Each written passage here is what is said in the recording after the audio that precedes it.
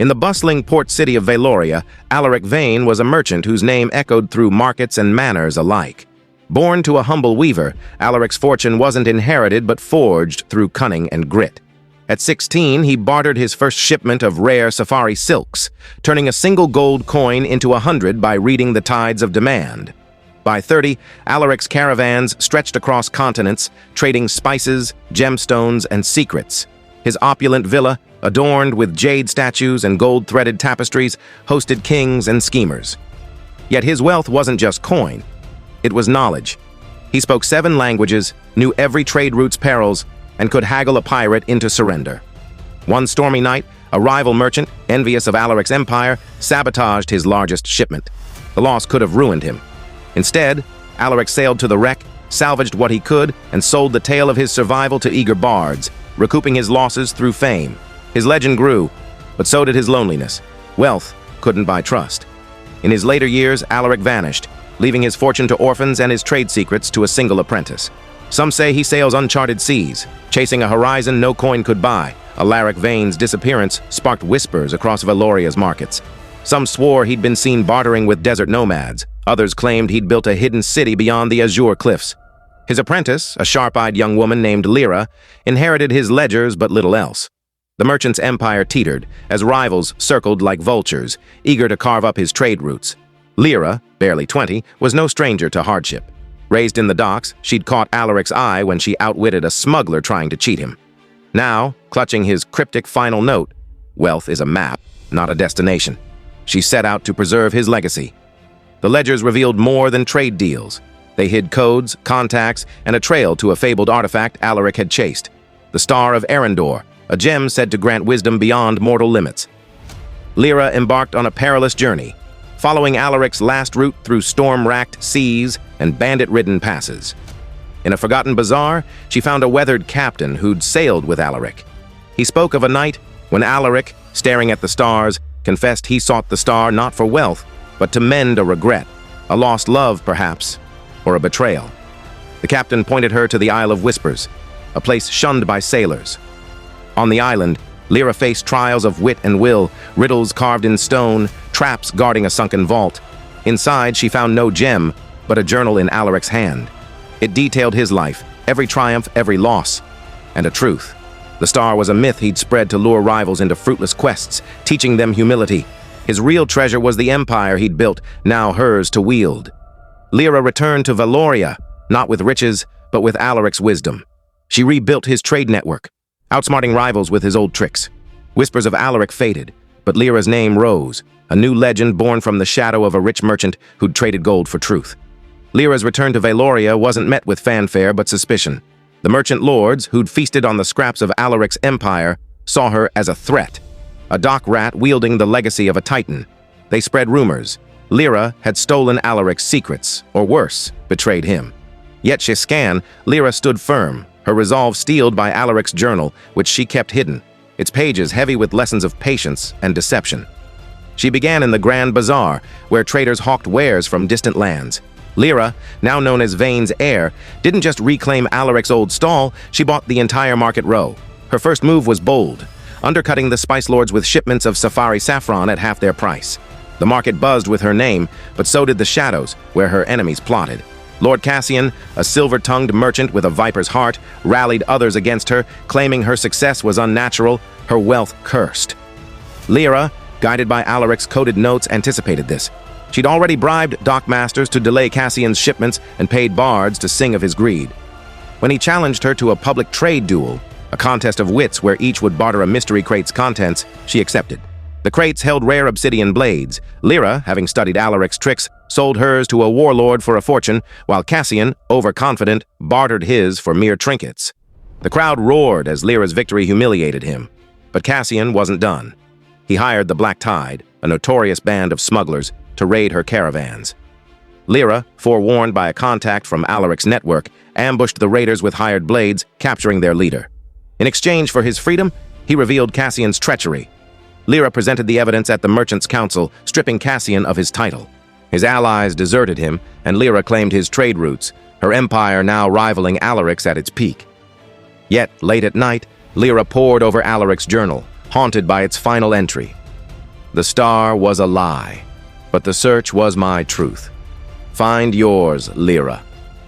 She wondered if her truth lay in power or something deeper, like the mentor she'd never truly known. Valoria prospered under her, but whispers of Alaric's return persisted. Sightings on distant shores, always chasing the horizon. Lyra's triumph over Cassian cemented her as Valoria's preeminent merchant, but the weight of Alaric's legacy pressed harder. The journal's cryptic words gnawed at her. Find yours. Wealth flowed through her hands. Silks from the east, pearls from the Coral Isles, even dragonbone relics from the wastes. But purpose eluded her. The city's adulation felt hollow, its gold cold.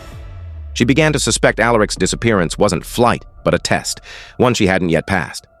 A new challenge emerged when a mysterious trader, veiled and speaking in riddles, arrived at the Grand Bazaar. Calling herself Silvara, she offered Lyra a deal, a map to the Vale of Tides, a mythical strait where ships vanished, but survivors returned with treasures beyond imagination. Silvara's price was steep, half of Lyra's empire. The council urged caution, but Lyra, sensing Alaric's shadow in the offer, accepted. The map, inked on ancient vellum, bore Alaric's seal, hidden in the corner. Lyra assembled a crew, including Kale, a grizzled navigator from Alaric's old voyages, and Mira, a sharp-tongued alchemist who'd once saved Lyra from a poisoned blade. They sailed aboard the Dawnspur, a sleek ship built from Alaric's own designs. The Vale of Tides lived up to its name. Mists swallowed stars, currents defied charts, and strange lights danced on the waves. Kale whispered of Alaric's obsession with this place, how he'd once returned half-mad, muttering about a truth beyond the veil. After days of navigating treacherous waters, they found an island, its cliffs carved with symbols from Alaric's journal. A cavern within held a shrine, not to gold or gems, but to memory, a mosaic of Valoria's history, its triumphs and betrayals. At its center was a mirror, reflecting not Lyra's face, but her choices. Every deal, every sacrifice. A voice, unmistakably Alaric's, echoed, "Wealth builds empires, only truth builds you." Lyra realized the veil wasn't a place but a reckoning. Alaric hadn't sought treasure here, he'd sought himself. She returned to Valoria, the map's promises unfulfilled in gold, but rich in clarity. Silvara was gone, her stall empty, as if she'd never existed. Lyra began redistributing her wealth, funding schools, healers, and explorers, building not just an empire, but a legacy. The journal's final riddle clicked. Her truth was to outgrow Alaric, to trade coin for change. Yet, as she stood on Valoria's docks, a ship's silhouette appeared on the horizon, its flag bearing Alaric's crest. Was it him, or another test? Lyra smiled, ready for whatever came next. The sight of the ship bearing Alaric's crest sent a ripple through Valoria's docks. Whispers spread like wildfire.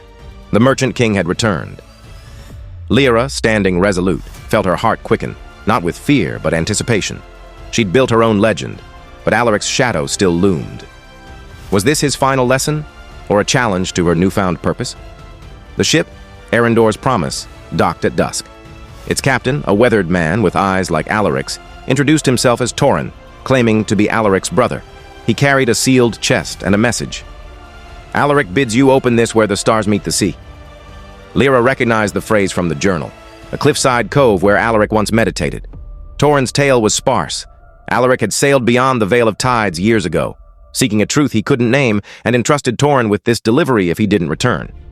Lyra, wary but intrigued, gathered Kale and Mira and set out for the cove under moonlight. The chest, carved with the same symbols as the Vale's shrine, opened to reveal a crystal orb pulsing with faint light. Mira, the alchemist, gasped. It was a tide heart, a rare relic said to hold memories of the sea itself.